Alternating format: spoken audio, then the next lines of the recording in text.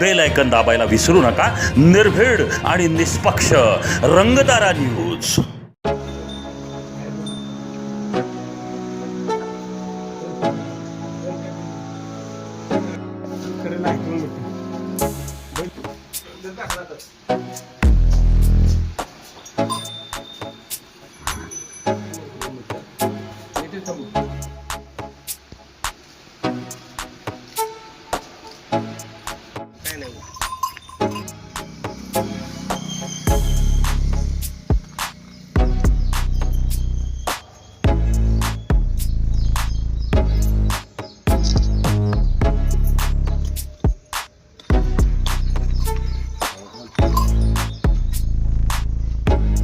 मी painting काम करत असताना सरासरी बैल हा सजीव प्राणी असल्यामुळं आणि कुंचल्याद्वारे ब्रश जे बैलावरती टेकवले जाते ते हालचाल वगैरे हे सांभाळताना काम करायला लागतं.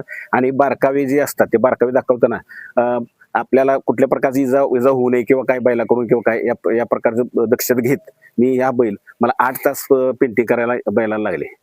मी या बैलावरती जे चित्रकरण केलेलं आहे हा नेहमीप्रमाणे मी दरवर्षी वेगवेगळे विषय हाताळत असतो.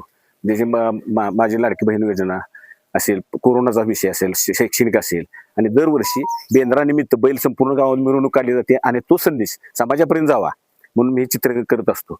आणि हे चित्रीकरण करत असताना आमच्या गावची फार मोठी सांस्कृतिक परंपरा, सांप्रदायिक परंपरा आहे. आणि या सांस्कृतिक गावामध्ये एक सांस्कृतिक परंपरा जपावी आणि त्या गावातला मी कलाकार म्हणून माझं आद्य कर्तव्य समजून मी या प्रकारचं उपक्रम नेहमी राबवत असतो.